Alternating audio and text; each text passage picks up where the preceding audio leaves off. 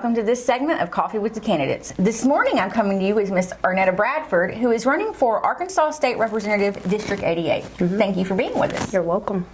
To get us started, can you let citizens, viewers know what is the role of a state representative? So the role of a state representative basically is a voice for our district and our community at the state capitol. Okay. That's simple enough to just understand what that is. All right, well, then let's tell everybody a little bit about you. Give me a little bit about your background. Oh, goodness. So as many know, I'm a coffee shop owner. I own a coffee shop here in Hope, Arkansas, as well as one in Nashville, Arkansas. I'm married. My husband, Chad. I have my son, Aaron, who attends Spring Hill High School. As far as background, I am on a lot of boards here in the community. The Chamber, Vice President on the Chamber Directive Board, as well as I'm on the Arkansas Black History Commission board that was given to me, come from Governor Sanders. So she actually put me on that board. And so as far as that, I just love being in the community, doing things in the community. I started the FCA at Hope High School, and it's been amazing being mentors for them at the schools. Also as a regional development manager for an exchange student organization. And so I'm a youth pastor in my church. Me and my husband, we serve there. Been the director for music there for 17 years, I believe. So just being in the community with the people, I would say is probably my background. That's pretty much my background. All right, and tell us which of these experiences you think have best prepared you for public office. For me, I think to narrow it down, I can say 3 experiences. My faith, for one. Okay. It grounds me completely all around. Being a mom is 2, and then being a small business owner. Okay. And so I think those 3 things guide me because, I mean, anybody that's raising a teenager in this time understands if I can handle a teenager, I can handle them people up there in Little Rock. So I think that grounds me. Who or what inspired you to enter this race? Again, I just mentioned my faith. My faith and my love for God. Praying about it and feeling 100% led that this is what He wanted me to do. I love serving. Serving is something that my mom instilled in me, and that's, to me, that's just what we're supposed to do, right? That's why we're here. And so I think my faith, my love for God, His voice, me following that. I was inspired, of course, by Governor Sanders, being endorsed by her, and just watching the things that she do in the state of Arkansas. I think she's done a remarkable job. She's inspiring when it comes to this role. But I would, to kind of just round it all up, the people in this community inspire me. And I say that because I love being able to sit and hear the need that they have. And so I'm inspired by wanting to be put in a position to where I can answer for all people, okay, and be that voice for everybody. So I would definitely have to say my faith and of course, Governor Sanders, and then just the people in this community inspires me. Thank you. Are there any particular issues that you are most concerned about in this office? I would say number one issue for me, I think it would be education. Okay. I look at education and I feel like there are some tweaks and some things that we can do better in support of our kids. And I think one of those things is probably honing in on the workforce, kind of tying in with them to raise better employees and people getting ready to actually enter into that workforce world. Another part of it, I think, would be trying to find some way to bring more into parental involvement. I think those are issues that I think are pretty big to me. And it's so many, and I could narrow it down a little bit more. But even veterans, having something for veterans and having more support for them. My foundation, as I see it, is elderly. Those are issues that I think that, it's a problem for me that elderly have to decide on food or medicine, and so to me, that's pretty hard for me. And so just trying to figure out ways to support those that we have in our community. I mean, I'm asking to be representing this district, so I can only speak for this district, right? And so when I look at our district, I'm looking at my elderly, I'm looking at the veterans, I'm looking at our students and the education system, I'm looking at the small business, you know, we need support, you know, so just different things from all of that aspect of it for me, for sure. How do you plan to involve citizens in your decision making? That's simple to me. Talk to them. Okay. You know, oftentimes we want to make the decision or think what we think that people need, or we make our own, we glaze over the community and we say, oh, well, this is a problem, but half the time, that's not even somebody's battle. You know, we're looking at everything and we're trying to gaze it, but we're only one person. And so you have to talk to people in the community. And that doesn't mean talk to those that are important in our eyes. We have to talk to everybody. And so when you have that conversation, I think that's the best way to serve and help somebody or to tackle a problem, is to hear from the person themselves. Okay. Yeah. And now for our fanciful question. If you received $1 million grant to use in whatever way you wanted for your district, what would you use it for and why? I would have to go back to the education side of it. I think I would, for the most part, want to partner with the local schools and figure out, again, going back to this workforce, to me it's twofold. So with me being a small business owner, I realized the struggle in finding good help and people, not just necessarily also all the time good help, but even knowledgeable people. And I think if we attack that before they even enter the workforce world or the system, I think it'll start turning things and make it a little bit better. And so I think for me, putting that money back into the education side of things to prepare our kids better when it comes to the workforce and just giving more support even on the parental side, I feel would better, help our community and our district. Yeah. Well, thank you, ma'am. Before we leave, is there anything else you would like voters to know before they head to the polls? I just want voters to know that I'm me. So what you see is what you get. I am honest as they come. My first alliance is to God, and so that's how I would represent you.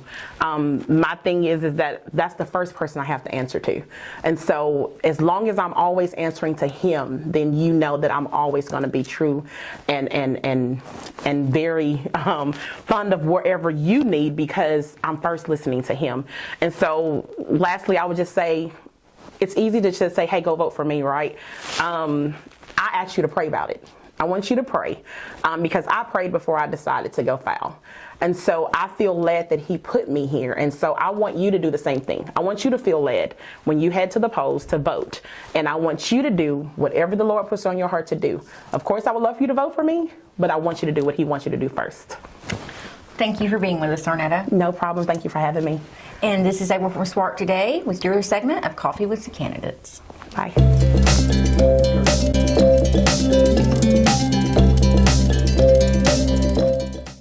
Hi, I'm April from Spark Today, and welcome to Coffee with the Candidates. This morning I come to you with Miss Dolly Henley, who is running for Arkansas State Representative, District 88. Thank you for being here. To get us started, can you let me know and viewers know what it is that an Arkansas State Representative does? So I'm going to be one of 100 representatives throughout the state that will be studying the laws, the bills that will become law. We'll be debating the issues and shaping the policy, for Arkansas. And policies like tax rates and how businesses operate. April, in everything that we do, the state government is involved in some way. It seems like I just want to be that voice that represents our people, my friends and your friends, who have concerns about what's going on right here in Southwest Arkansas. I just want to be that representative. Okay. Well, then tell us a little bit about you. Tell me about your background. Well, I was born and raised in Prescott. And my parents gave me a very strong work ethic. So I worked for 28 years, Parks and Recreation directors in City of Hope, City of Nashville. I worked for 10 years at the University of Arkansas, Hope, Texarkana. I have had, my whole life has been giving back to the community. and that's what I still want to do. You know, I've had visions to build ball fields and pavilions and walking trails and playgrounds and amphitheaters. You know, we've hosted some of the very best entertainers, you know, in the country, right here in Southwest Arkansas. I've recruited, raised money for scholarships at the college. So that was giving students access to higher education right here in Hope, Arkansas. And that was important. I have done programs. I've started programs from the ground up. I've started festivals. I've done all kinds of good things for good people to make a difference, to help the quality of life in our area. Yeah. So I'm a doer. Well, tell me then, and you might have just answered this, which experiences do you think best prepared you for public office? Well, I think that my community service and my leadership roles in government and the nonprofit sector has given me the qualifications, you know, that I need to serve in the public office. I've had a track record for doing things good, for being a completer, to being successful in improving the quality of life in our area. Okay. Well, who or what inspired you to enter this election? Oh, that's a good question. You know, my list gets deep with that, April. So working in Nashville for many years, the first politician that I came to know in Nashville was Senator Neely Cassidy. And you know, he was a wonderful spokesman for us. Senator Jim Hill followed him, and Senator Larry Teague followed him. What a legacy those guys have had in public service for our area. And then my friend Bubba Powers. Bubba represented this district when the Turk plant was online. And then all the discussion about, do we want it, do we not want it, is it going to pass the EPA and all those things. That Bubba was my friend, and he was very important during that time. Mike Huckabee. Mike is a family friend of my husband, and he and Janet, of course, being raised in Hope. I've always admired Mike and the things that he's done for the good people of Arkansas. Okay. You know, I was working at Hempstead Hall, running the place, when Mike was here and announced his presidency for the candidacy for the presidency right here in Hope. Yeah. It was an amazing time being close to him and understanding his vision and wanting to make a difference, you know, for our country. Also, my last two influencers, Mac McClarty. Mac McClarty was a wonderful spokesman for us, and still comes home today, still says Hope is his home. What an awesome leader, you know, that he has been. And you know, there's my husband, Paul. Paul, you know, what kind of leader has Paul been as working for the City of Hope for 50 years. I retired from the National Guard with 35 years service, a founder of Hope in Action, the homeless group here in Hope. And oh my gosh, all these people are just ordinary people, but they're legends in our community. They have done something extraordinary and good for us. And I want to do that. And I think that now is my time to make a difference, just like those guys did years ago. Thank you. Well, are there any issues you're most concerned about related to this office should you be elected? Well, you know, the issues that I think is important to me is education, and education being K-12 and higher ed. Also, mental health, including just rural health in Arkansas. Those two things are very, very important to me. Economic development and protecting our family values, you know, here, especially the unborn. Those things are just critical to me. You know, other things that are important are our veterans, our law enforcement, those first responders, those critical people that we have to have here in Southwest Arkansas. They're important. Those are things that I think that are on the forefront of decision making in the next General Assembly. All right. Well, how do you plan to involve citizens in your decision making? So, involving the citizens is critical. I will be out there with the industry and the local businesses to get their voice, their views on what's going on in their industry. I think that's the best way to find out, in the community what's going on. Also, I would reach out to our leadership. So, our county judges, Kathy Harrison, Brent Pickerson, Jerry Crane, our mayors, Don Steele and Larry Dunaway, Alan Brown over in Texarkana. They're all important people, and even our sheriffs, James Singleton and Brian McJunkin, Mr. Easley over in Miller County. I would reach out to these people and just see what's going on. School districts are critical. Those superintendents, I can call those guys by first names, and it's critical to be able to know these guys, to reach out to them and say, what's going on? Yeah. How can I help you?